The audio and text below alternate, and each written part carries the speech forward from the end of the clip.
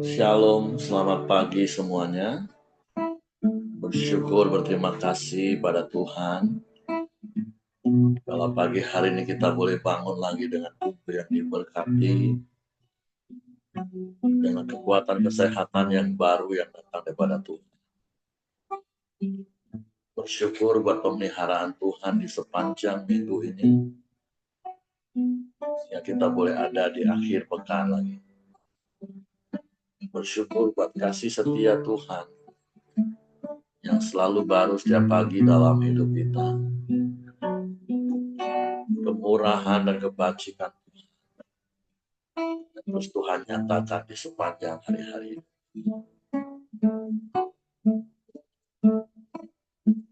Haleluya, haleluya. Bapa, kami bersyukur, kami berterima kasih kepadamu pagi hari ini. Sebab Engkau baik bagi kami, sungguh baik, sangat baik, teramat baik. Tiada berkesudahan kasih setiamu, tak habis-habisnya rahmat-Mu dalam hidup kami. Besar setiamu di sepanjang hari-hari kami.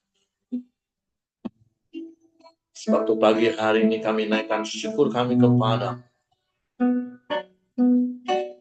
Bapa yang baik, sungguh baik, sangat baik. Bapa,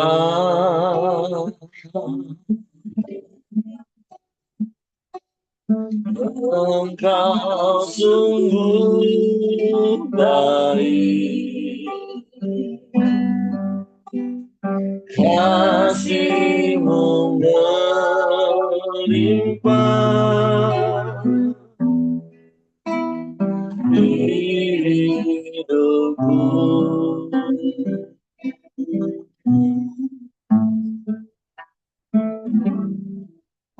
Bapa,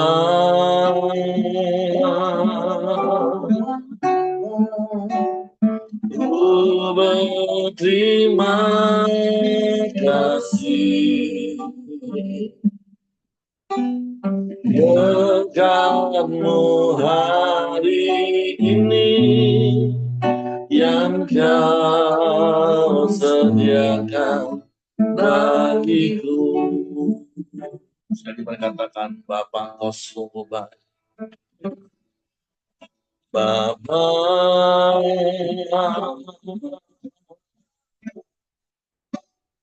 Engkau sungguh baik, kasih-Mu melimpah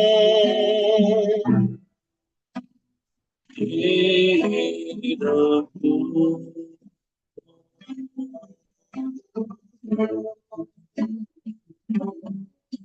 Bapa,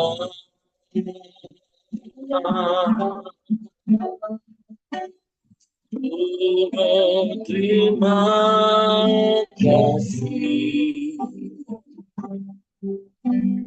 berkat-Mu hari ini yang Kau sediakan bagiku.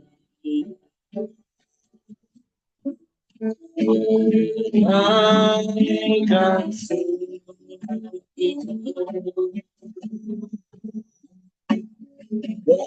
bahagia Kau pilih,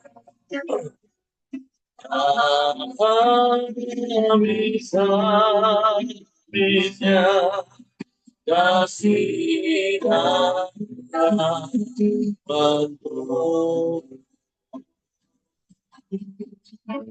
selalu baru benar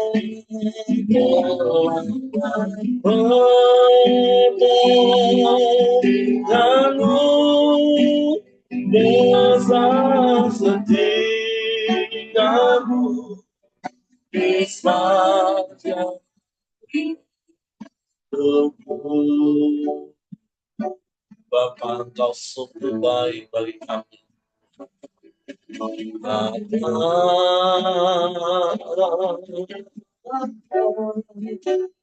Engkau sungguh baik,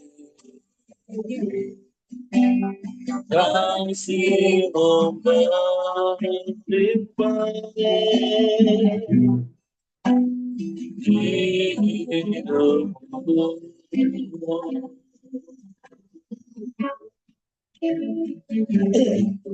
Bapa,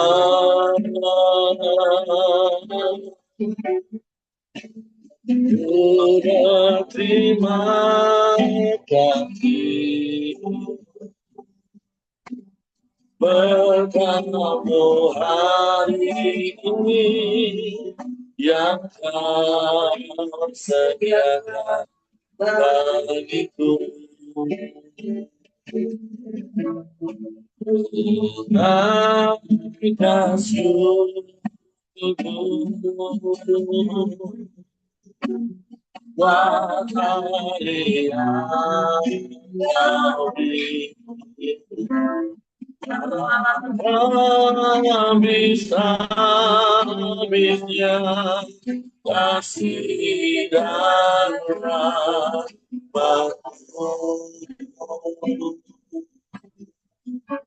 Selalu baru datang, pernah berlaku pemberian-Mu besar setia-Mu di sepanjang hidupku. Kami naikkan syukur kepada-Mu. Naikkan syukur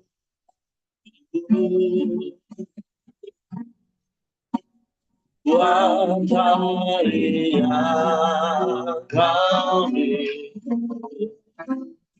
Habis-habisnya kasih dan rahmat-Mu. Selalu baru datang, pernah berlaku pemberian-Mu besar setia-Mu di sepanjang hidupku. Besar setia, besar setia-Mu, besar setiamu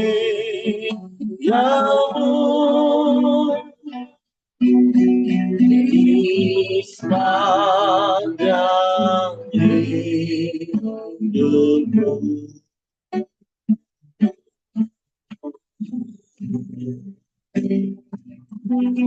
Besar setiamu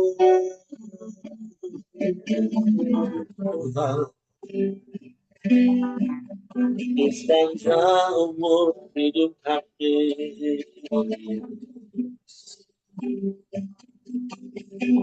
Besar setiamu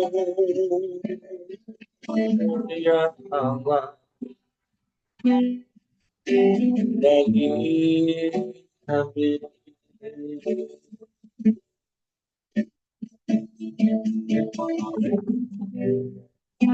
Terpujilah nama-Mu,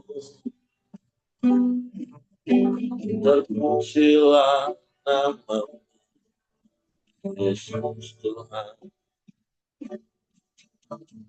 Ajaib Tuhan, ajaib Tuhan,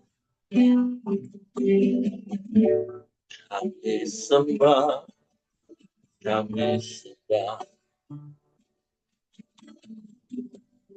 Bapa yang baik, sungguh baik, sangat baik, amat baik, selalu baik, selamanya kau baik, selamanya kau baik. Kami bersyukur punya Bapa yang seperti, Bapa yang setia, Bapa yang tak pernah ingkar janji, Bapa yang selalu ada bagi kami di setiap musim hidup kami. Engkau yang berjanji sedetik pun tidak akan pernah meninggalkan dan membiarkan kami. Dan kau setia,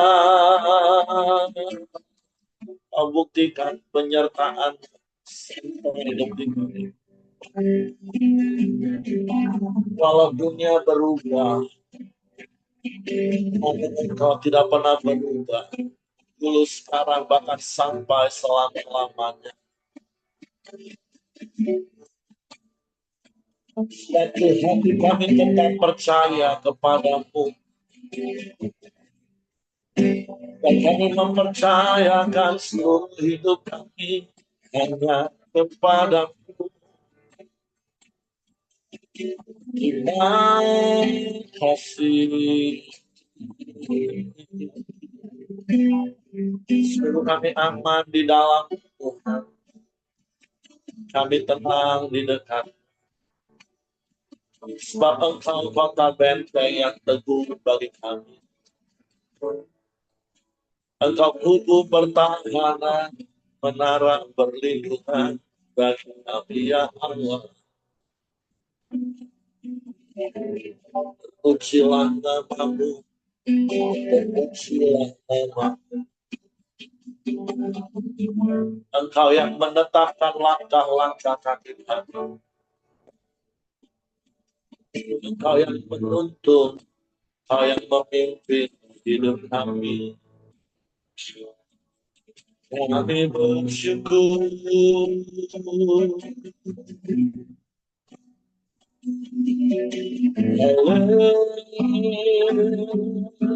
Haleluya.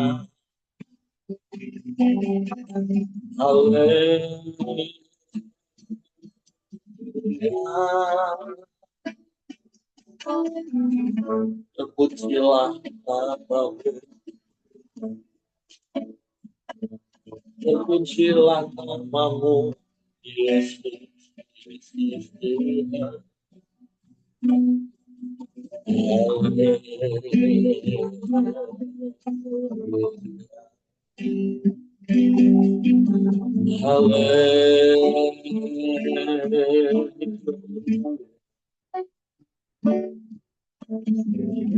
Ajaib Tuhan, ajaib,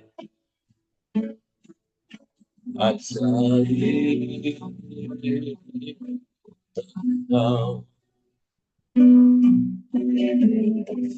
Tidak ada yang lain dan tidak ada yang sama sepertimu. Hanya Engkau, hanya Engkau, Yesus, Yesus. Terpujilah namamu, terpujilah namamu. Haleluya.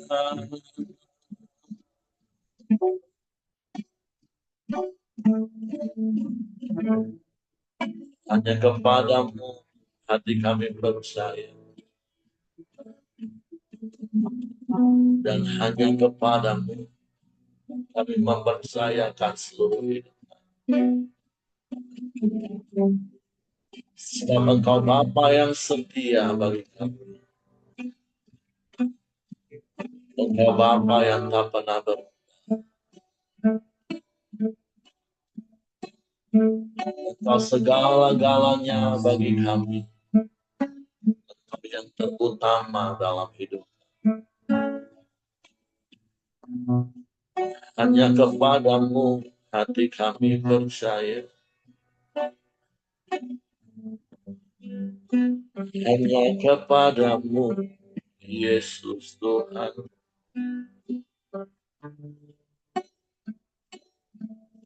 Sebab Engkau segalanya bagi kami. Sungguh tidak ada yang lain dan tidak ada yang sama seperti itu. Hanya Engkau satu-satunya. Kami aman di dalam-Mu. Terima kasih, terima kasih.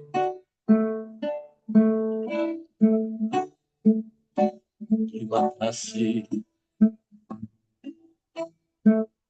Engkau segalanya bagi kami. Engkau ada bersamaku di setiap musim hidupku. Amin.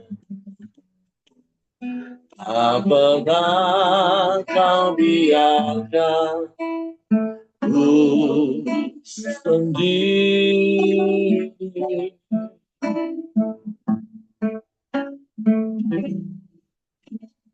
Kekuatan di jiwaku adalah bersama.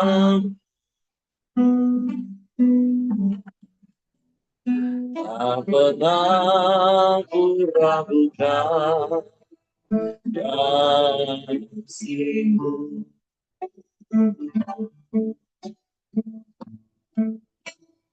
Bersama-Mu Bapa, ku lewati semua perkenanmu yang teguhkan hatiku. Engkau yang bertindak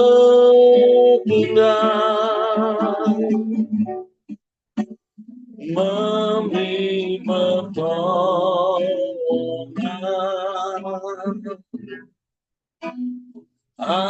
Anugerah-Mu besar melimpah bagiku. Engkau yang selalu ada bersama dengan kami. Engkau ada bersamaku di setiap musim hidup.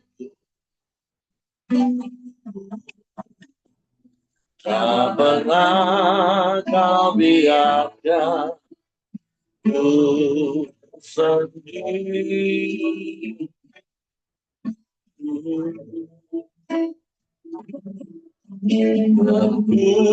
Kekuatan di jiwaku adalah bersama-Mu. Tak pernah ku ragukan kasih-Mu.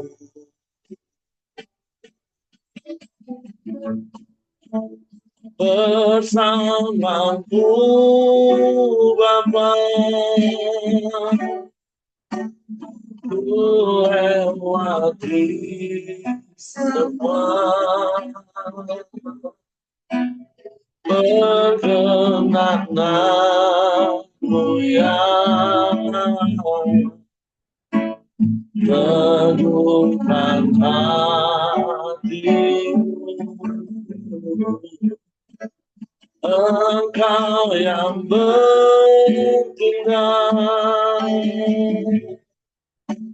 memberi pertolongan, anugerah-Mu besar melimpah bagiku. Bersamamu Bapa, bersamamu Bapa, ya ku lewati semua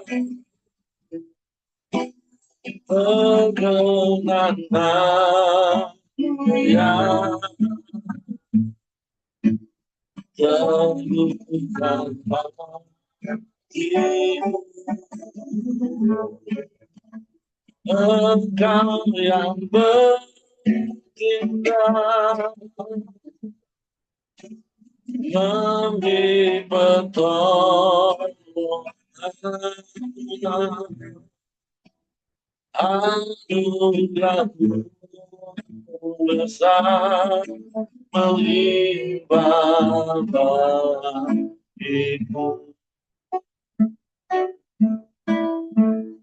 Kami bersyukur buat anugerah-Mu yang melimpah dalam hidup kami. Engkau yang selalu ada bersama kami, yang selalu bertindak untuk berpertolongan dan pertolongan-Mu tak pernah terlambat. Sebab janji firman-Mu ya dan amin. Suatu pagi hari ini kami buka hati kami hanya untuk firman. Roh Kudus, tolong kami untuk mengerti dan memahami firman, sehingga kami percaya firman dan kami melakukannya dalam hidup. Dalam nama Yesus kami sambut firman. Haleluya. Amin. Oke, silakan Len. Salam, selamat pagi Bapak Ibu. Shalom pagi. Pembacaan kita pagi hari ini sudah di Kolose 3. Saya bacakan Kolose 3 ayat yang pertama. Karena itu, kalau kamu dibangkitkan bersama dengan Kristus, carilah perkara yang di atas, di mana Kristus ada, duduk di sebelah kanan Allah. Pikirkanlah perkara yang di atas, bukan yang di bumi. Sebab kamu telah mati dan hidupmu tersembunyi bersama dengan Kristus di dalam Allah. Apabila Kristus yang adalah hidup kita menyatakan diri kelak, kamu pun akan menyatakan diri bersama dengan Dia dalam kemuliaannya. Jadi kop yang pertama, manusia baru.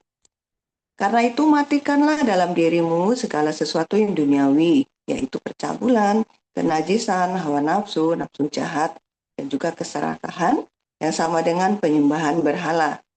Semuanya itu mendatangkan murka Allah atas orang-orang durhaka. Dahulu kamu juga melakukan hal-hal itu ketika kamu hidup di dalamnya. Tetapi sekarang, buanglah semuanya ini, yaitu marah, geram, kejahatan, fitnah, dan kata-kata kotor yang keluar dari mulutmu. Jangan lagi kamu saling mendustai, karena kamu telah menanggalkan manusia lama serta kelakuannya, dan telah mengenakan manusia baru yang terus-menerus diperbaharui untuk memperoleh pengetahuan yang benar menurut gambar kaliknya. Dalam hal ini, tiada lagi orang Yunani atau orang Yahudi, orang bersunat atau orang tak bersunat, orang barbar atau orang Skit, budak atau orang merdeka, tetapi Kristus adalah semua dan di dalam segala sesuatu. Karena itu, sebagai orang-orang pilihan Allah yang dikuduskan dan dikasihinya, kenakanlah belas kasihan, kemurahan, kerendahan hati, lemah lembutan, dan kesabaran. Sabarlah kamu seorang terhadap yang lain, dan ampunilah seorang akan yang lain, apabila yang seorang menaruh dendam terhadap yang lain, sama seperti Tuhan telah mengampuni kamu, kamu perbuat jugalah demikian. Dan di atas semuanya itu, kenakanlah kasih sebagai pengikat yang mempersatukan dan menyempurnakan. Hendaklah damai sejahtera Kristus memerintah dan dalam hatimu, karena untuk itulah kamu telah dipanggil menjadi satu tubuh, dan bersyukurlah.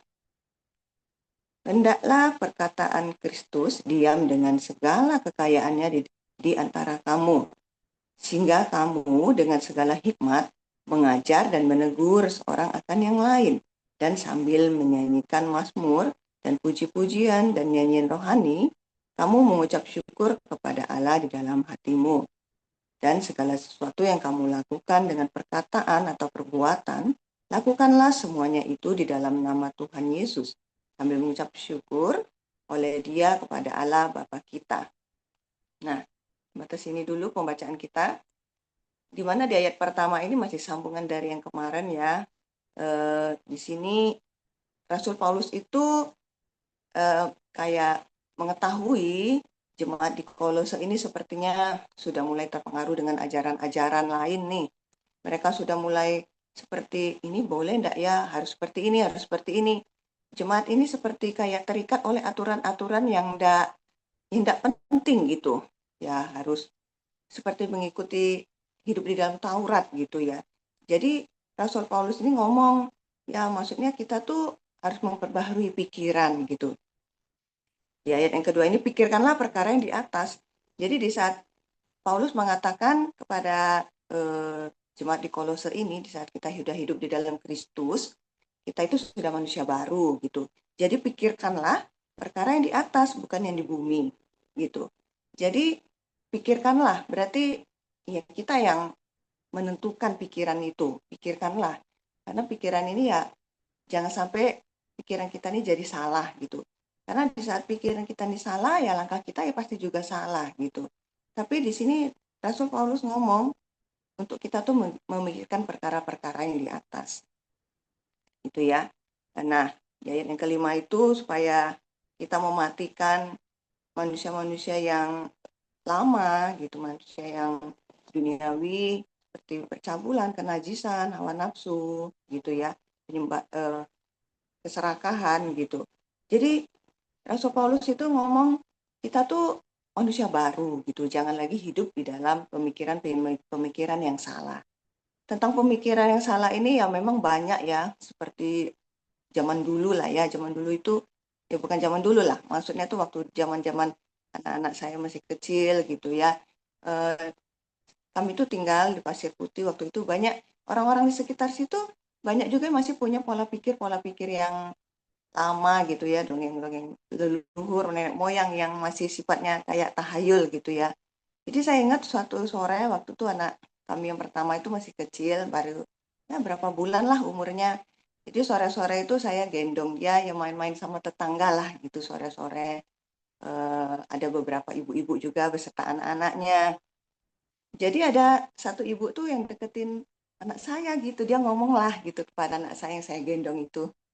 Dia ngomong gini, ih bulu nian, ini bengak nian nih, gitu dia ngomongnya ke anak saya gitu kan, saya tuh sampai bengong gitu kan, ini bulu, dia bilang gitu, buruk gitu maksudnya nih, dan apa, degil nih, bengak nih, dia bilang gitu. Jadi saya tuh ya saya enggak menghakimi dia sih, saya cuma senyum, saya jawab lah, enggak lah teh, kami ini enggak bulu, kami ini enggak degil, enggak bengak, kami ini anak pinter.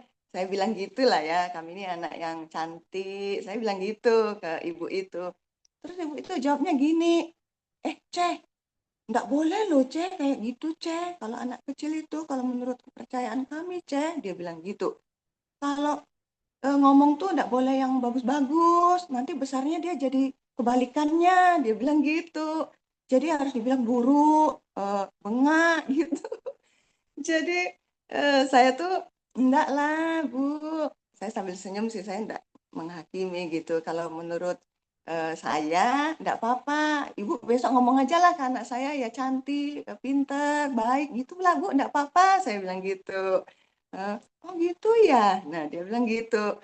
Nah jadi ya itu ya masih banyak orang sebetulnya di sekitar kita yang masih pola pikirnya yang memang yang salah ya, tapi itu wajar ya dia belum mengenal Tuhan. Bahkan ada anak-anak Tuhan, yang sudah mengenal Tuhan, sudah ke gereja lah ya, gitu ya, masih hidup di bawah tahayul-tahayul nenek moyang yang apa ya, tidak berfaedah gitu ya. Ya jadi di sini Rasul Paulus itu menegaskan gitu, kita tuh jangan hidup lagi di bawah yang seperti itu gitu. Kita ini sudah orang merdeka, sudah hidup di dalam Kristus. Jadi kita harus mengenakan pikiran Kristus gitu ya. Jangan hidup di bawah apa ya, kayak dongeng-dongeng nenek moyang yang entah apa artinya gitu ya. Nah, di sini di ayat yang ke-8,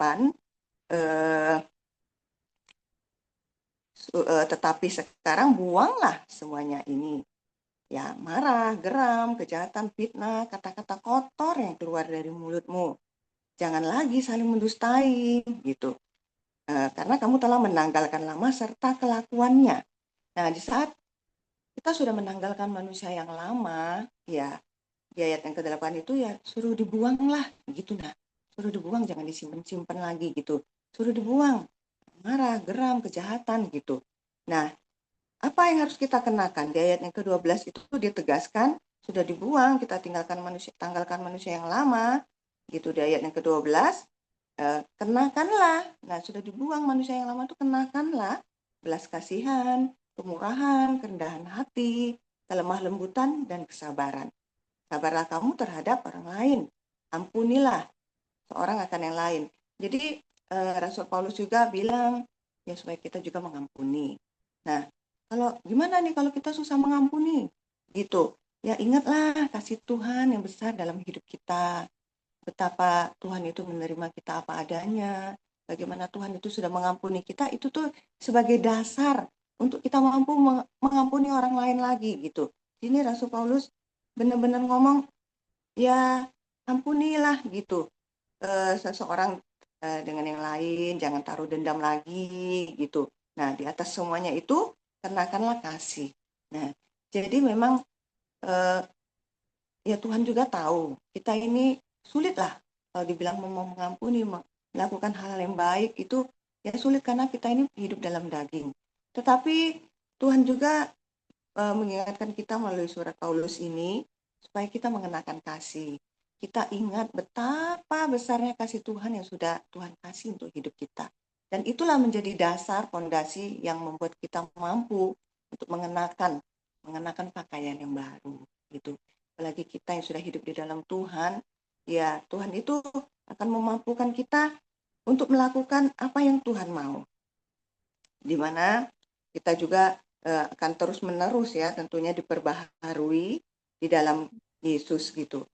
Kita itu hidup terus-menerus mengalami pembaharuan sampai kita matilah gitu. Akan terus diperbaharui gitu. Jadi kita hidup di dalam. Jadi langkah pertamanya kita harus ubah pikiran dulu nih. Jangan sampai pikiran kita nih sesat nih. Kalau pikiran kita salah, ya gimana nih langkah kita selanjutnya ya akan salah. Perkataan kita juga ya jadi salah gitu. Tapi Tuhan mau, ayo kita sama-sama mengubah pikiran-pikiran yang masih salah, paradigma-paradigma yang masih salah. Ya seperti umumnya manusia juga bilang tentang mengampuni ya. Kalau orang jahat sama kita bisa lebih jahat. Kalau orang baik, kita juga bisa lebih baik gitu. Bahkan ungkapan ini pun terkadang saya masih dengar dari orang yang percaya Yesus gitu. Apalagi kalau bicara tentang mengampuni, aduh gitu. Aku nih bisa baik loh. Aku nih sama orang yang baik gitu. Tapi sama orang yang lebih jahat, aku nih bisa lebih jahat. Gitu. Bahkan ungkapan itu oleh orang-orang yang percaya Yesus masih suka saya dengar gitu. Tapi ayolah kita sama-sama memperbaharui pikiran kita. Pelan-pelan diubah dulu pikiran kita sehingga jalan kita jadi benar, perkataan kita juga jadi benar.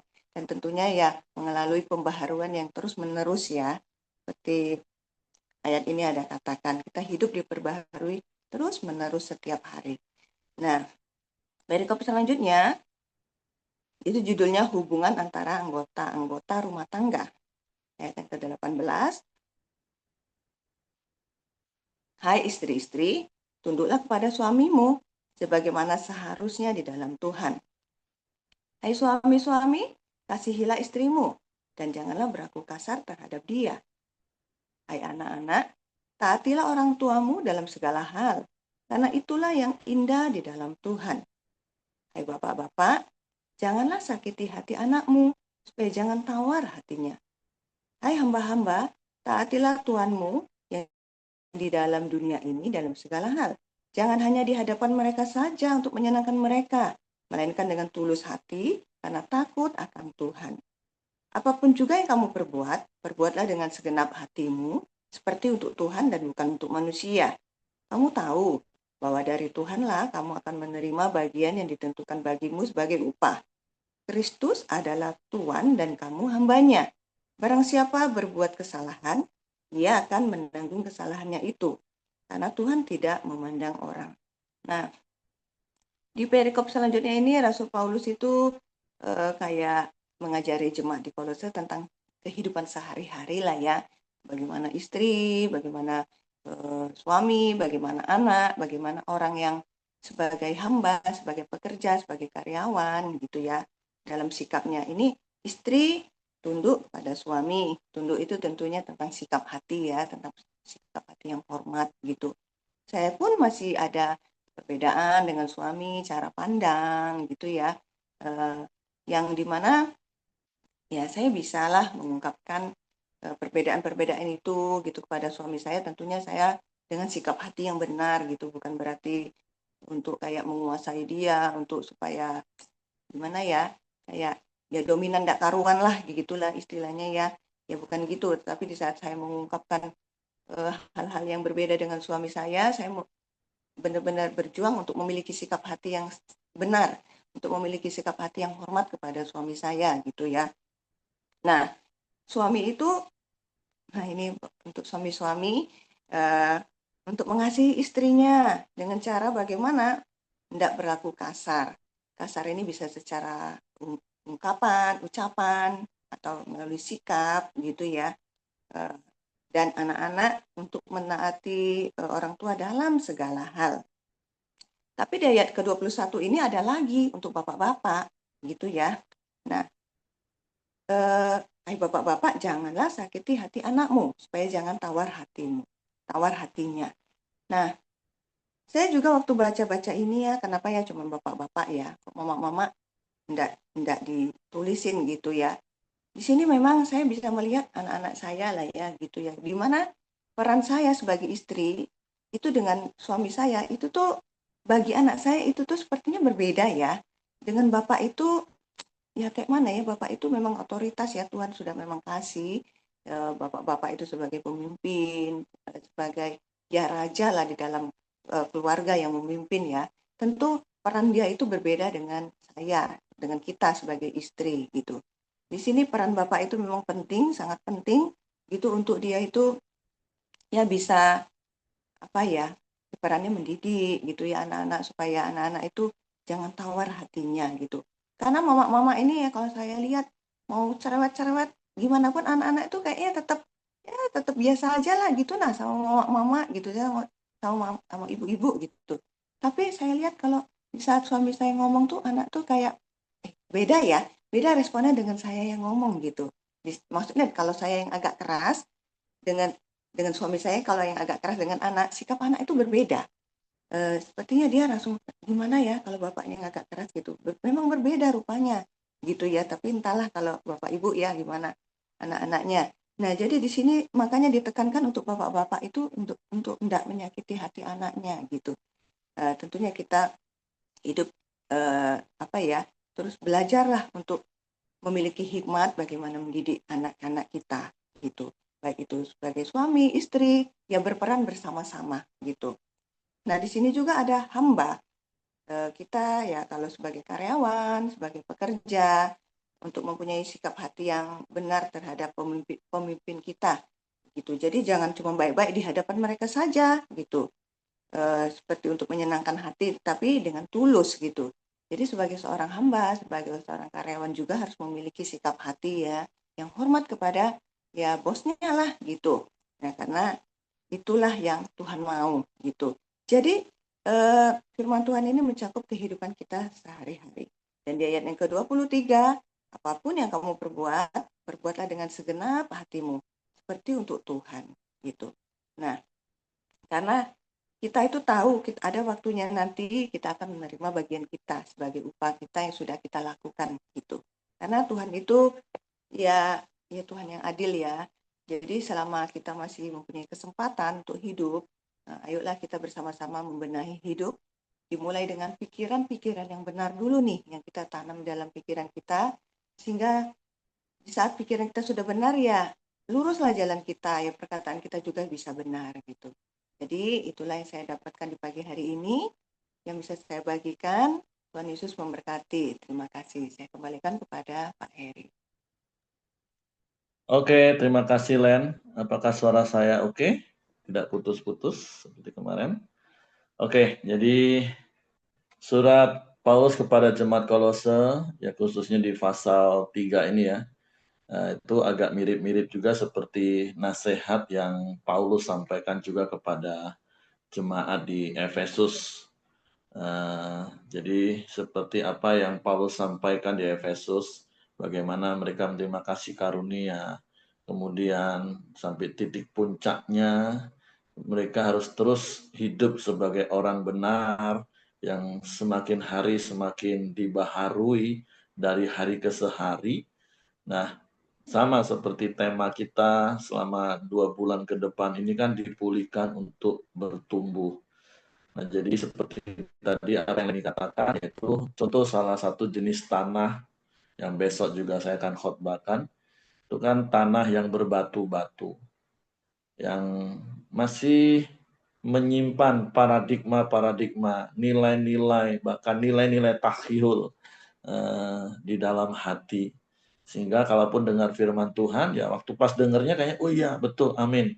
Tapi respon otomatisnya ya tetap apa yang muncul. Ya beberapa contoh yang seperti tadi Leni sampaikan. Yang harusnya itu kan nggak ada lagi di antara orang yang menamakan diri Kristen. Tapi kenyataannya ya banyak orang yang menamakan diri Kristen, tapi pola pikirnya ya masih paradigmanya, nilai-nilai hidupnya ya masih nilai yang lama. Sehingga kekristenannya tidak mengalami pertumbuhan yang maksimal.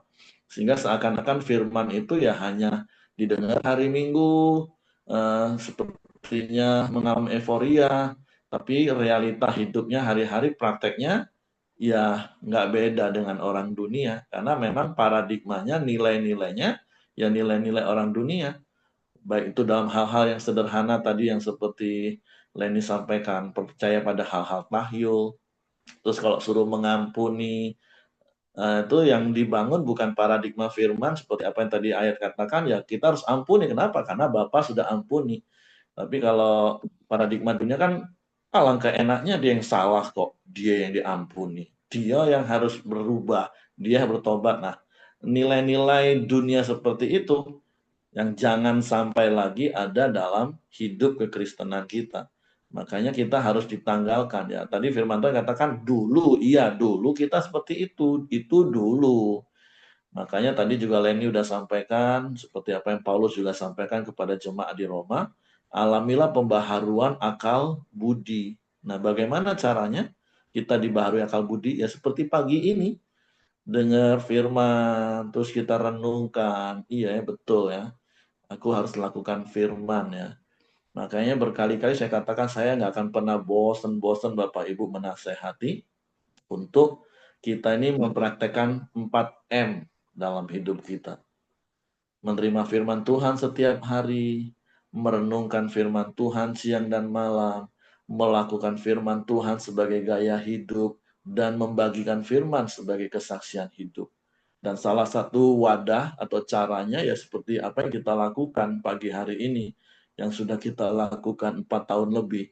Setiap pagi kita datang mengawali hari kita dengan menyembah Tuhan, bersyukur untuk apa yang Tuhan sudah kerjakan dalam hidup kita. Kemudian kita terima firman Tuhan, pengajaran-pengajaran firman Tuhan.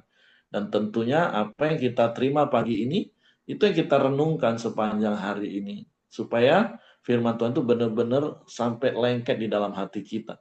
Dan kalau firman itu sudah lengket di hati kita, dia akan otomatis keluar pada waktunya, menghasilkan buah pada waktunya. Mazmur 1 ayat 1 sampai 3 katakan, Orang yang kesukaannya merenungkan firman Tuhan siang dan malam, itu seperti pohon yang ditanam di tepi aliran air, tanah yang subur karena ada sumber mata air, sehingga akan menghasilkan buah pada musimnya. Nah, tentu saya berdoa supaya benar-benar hati kita bukan lagi hati yang di pinggir jalan yang keras karena diinjak-injak, bukan lagi tanah yang masih penuh dengan batu-batu, paradigma-paradigma lama, atau hati kita juga masih dipenuhi dengan semak belukar. Itu bicara tentang hati yang cinta akan uang. Nah, tetapi hati kita di tanah yang subur, sehingga setiap kali dengar firman Tuhan, kita langsung otomatis terima, dan firman itu bertumbuh dalam hidup kita. Dan itulah yang akan merubah hidup kita, membaharui hidup kita dari hari ke hari. Sehingga kita tidak lagi menjadi manusia lama yang binasa, tapi menjadi manusia baru yang dibaharui. Sehingga dalam prakteknya apa? Ya dalam seluruh hubungan yang ada, baik itu suami istri, orang tua anak, pimpinan dan karyawan, semua akan jadi baik. Nah, coba kita cek hari ini dalam hidup kita. Apakah semua lini hubungan dalam hidup kita, baik hubungan suami istri, hubungan orang tua anak, hubungan antara karyawan dan pimpinan, terlepas posisi kita sebagai bos atau karyawan, pimpinan atau karyawan, posisi kita sebagai suami atau istri, posisi kita sebagai orang tua atau sebagai anak, coba kita cek hati kita masing-masing hari ini. Dan tentulah sekali lagi berkali-kali saya katakan, ya firman itu untukku. Kalau saya sebagai suami, ya saya akan fokus kepada apa yang firman Tuhan katakan, hai suami-suami, kasihlah istrimu dan jangan berlaku kasar. Nah itu bagian saya dan itu yang harus saya lakukan. Dan saya nggak perlu menuntut istri untuk, hai istri tunduk. Oh, nggak perlu. Biarlah firman Tuhan yang menjadi bagian istri, itu yang istri lakukan. Jangan mengambil bagian Tuhan untuk menuntut siapapun, baik itu pasanganmu, anakmu. Oh, anak kurang ajar, hormat sama orang tua. Biar Tuhan sendiri ngajar dia. Ya kita dalam konteks nasihati boleh, tapi kalau dalam sikap hati yang marah, emosi, nuntut anak, nah itu yang nggak boleh. Begitu juga dengan kita. Ya fokus saya sebagai bapak untuk terus belajar untuk tidak menyakiti hati anak. Walaupun terkadang anak bisa salah mengerti. Ya seperti Leni tadi bilang, memang pria dan wanita itu didesain beda. Seperti yang sering kali dulu saya katakan, kalau mamanya yang ngoceh bahkan sampai marah, kalaupun nangis itu nangis karena nangis sakit kena cubitnya. Tapi kalau bapaknya yang ngomong satu dua kata, wah dalamnya minta ampun lukanya. Nah, tapi sebenarnya kan Tuhan desain pria dan wanita itu berbeda dengan otoritasnya. Pria, bapak itu memang diberi otoritas kuasa untuk menjadi pendidik. Kalau ibu itu kan perawat, pengasuh. Nah, pasti beda. Seperti Leni ngomong tadi, kalau mamanya ngomong sama bapaknya ngomong itu beda. Bahkan survei atau ilmu pengetahuan memang mengatakan bahwa suara ibu-ibu itu didengar anak itu hanya seperti suara bebek. Tapi kalau suara pria, itu seperti auman singa. Jadi kalau bapak sama ibu ngomong, itu pasti beda. Karena memang Tuhan mendesain seperti itu, supaya setiap perkataan bapak itu, dengan otoritas auman singa tadi, itu sebenarnya untuk mendidik. Tapi masalahnya banyak yang salah dipakai untuk melukai. Ya, saya dulu juga pelakunya seperti itu. Dan sampai hari ini pun terkadang ada kata-kata yang kadang bagi anak-anak itu disalah mengerti. Walaupun kadang bukan itu maksud kita. Tapi ya mari terus bertumbuh di dalam kebenaran firman Tuhan.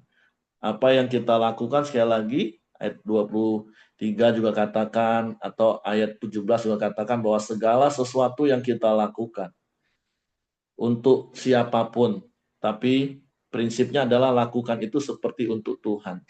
Nah, saya percaya ketika kita menaruh prinsip kebenaran ini dalam hidup kita, ya kita akan lebih berhati-hati dalam bersikap, lebih hati-hati dalam bertindak. Karena kita tahu apa yang sedang kita lakukan ini untuk Tuhan. Walaupun prakteknya yaitu untuk pasangan, untuk anak, untuk orang tua, untuk karyawan, untuk pimpinan. Tapi firman Tuhan ajarkan lakukan segala sesuatu Bahkan di ayat-ayat sebelumnya katakan lakukan segala sesuatu jangan dengan berbantah-bantahan. Lakukan segala sesuatu dengan tidak bersungut-sungut. Nah, ada begitu banyak nasihat firman Tuhan tentunya.